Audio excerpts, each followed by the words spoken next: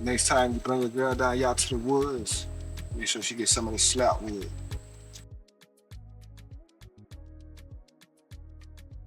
And let me ask you this: do you think R&B will ever make a comeback? Yeah. It won't take long because like hip hop is dying in a sense because all of the quote unquote real gangsters is like rap. You're now tuned in to Mikiano, aka Miki Mik. The Gullah Geechees Bobo they dying, y'all rocking with the one and only Mazi Visualz. Carolina shit. All right, so being born and raised in South Carolina, like, what do you feel like the South Carolina culture is for somebody that's not from here, their first time coming down here, and how would you define it? The South Carolina culture is it's a lot of hospitality. Uh, Violence is everywhere, but at the same time, we do have gangster gentlemen, that still hold the door for you, still say yes, ma'am, no, ma'am. Uh, it's cookouts. People will invite you. People even speak to you. If you're on the side of the road, like people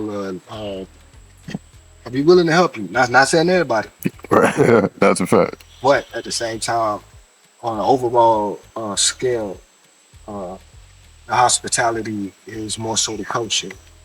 Um, as far as black culture in South Carolina, we're the Gullah Geechee culture. It's split up into twos. You have saltwater uh, Geechees, and those are your low country.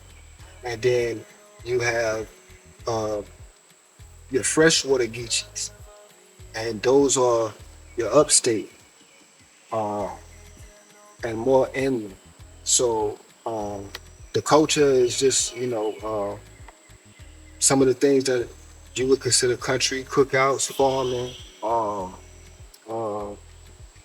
hunting, uh, dancing, singing, uh,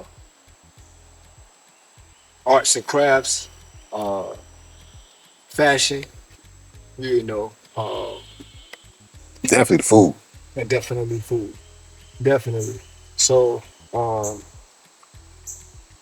the culture is very welcoming, but however, you do have to be careful in South Carolina because just like anywhere else, the wrong place, wrong time.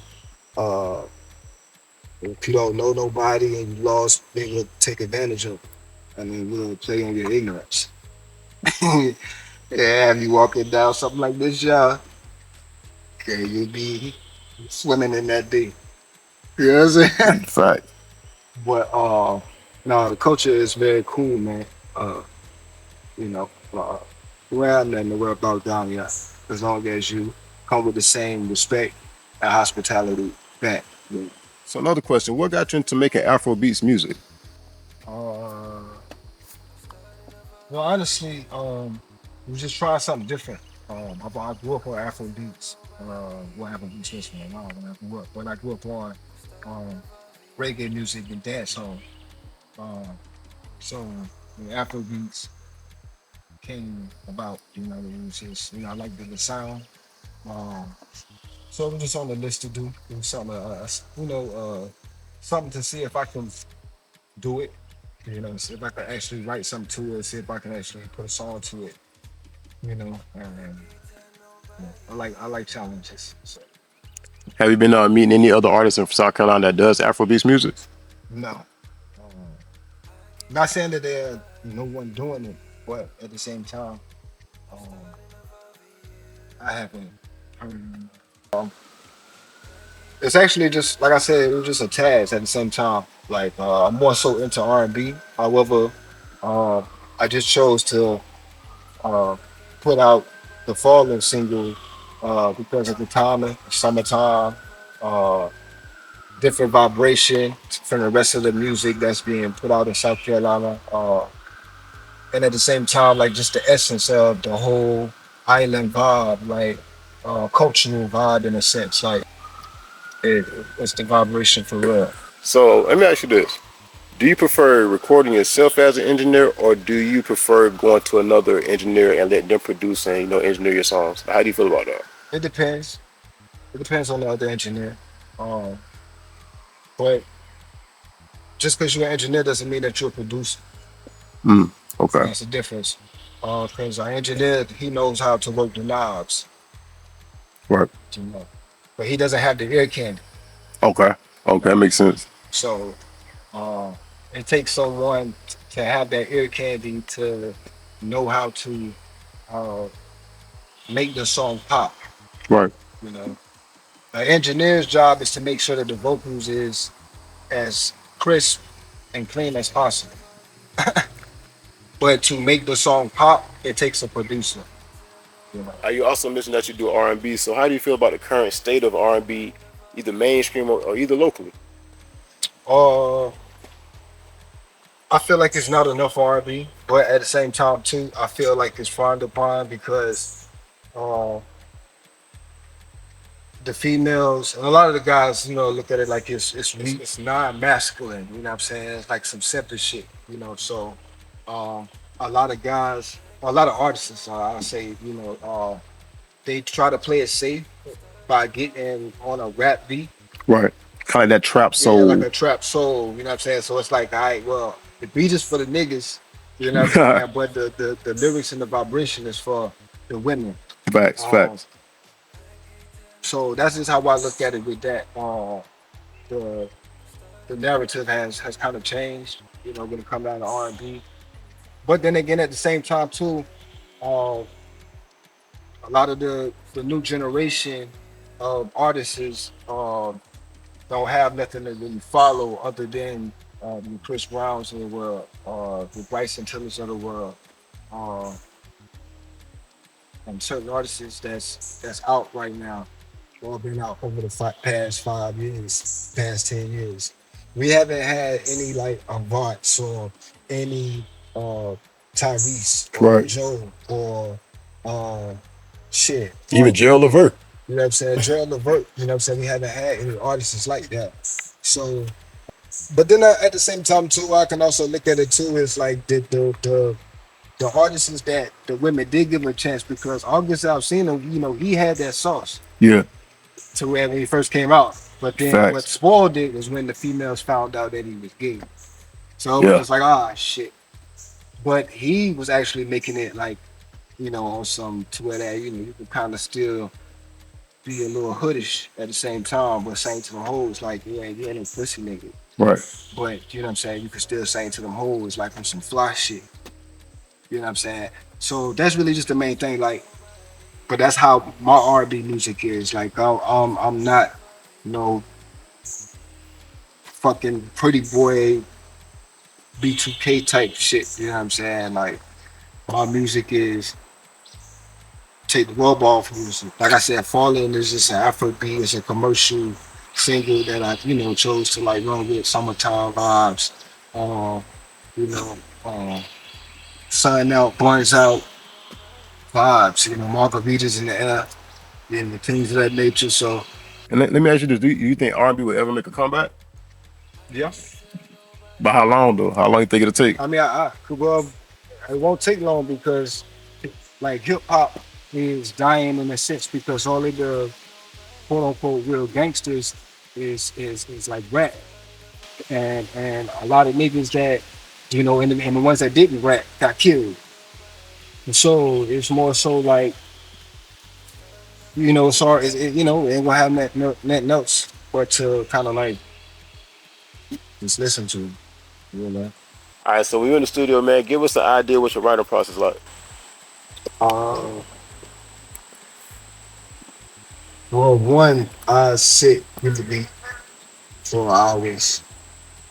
Even though there's things to write, um, I sit with the beat.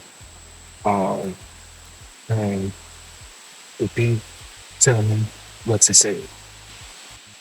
I can write to anything. I can write fast, I can do all of that good stuff there. But the only thing is you have to uh when it how you can differentiate a local artist from someone that's in the industry, uh is as far as like concept and writing structure at the same time. Hmm. But it's only a trained there, that can use that. is the structure of the song. Like, how well written it is. And that, when I say well written, doesn't necessarily mean lyrical or punchlines or whatever. It's just more so, is it making sense? Is it making sense? Uh, and from there, like I said, the beat just tells me what to say on it. Or I start with the melody first, uh, because I'm also a melodic person, or a melodic singer in a sense. Uh, so I really just start with the melody first, and from there I get down to the right. Um, but like I said, the beat tells me what to say. Uh, but yeah, that's pretty much the journey with me. However, like now, if I'm doing a feature with someone, oh shit, you let me hear what you got, and I can do some shit. You know what I'm saying? But as far as when it comes down to my own personal, uh, by it being me from beginning to end, Hmm. not just one verse, I have to pretty much really lock in to make sure that from beginning to end, what I'm writing makes sense. I would like to do something with the goats, Usher, Chris. Uh, I wouldn't mind doing something with Drake. Uh, I wouldn't mind doing that with Bryson, doing something with Bryson Tiller, Jacquees. You know what I mean?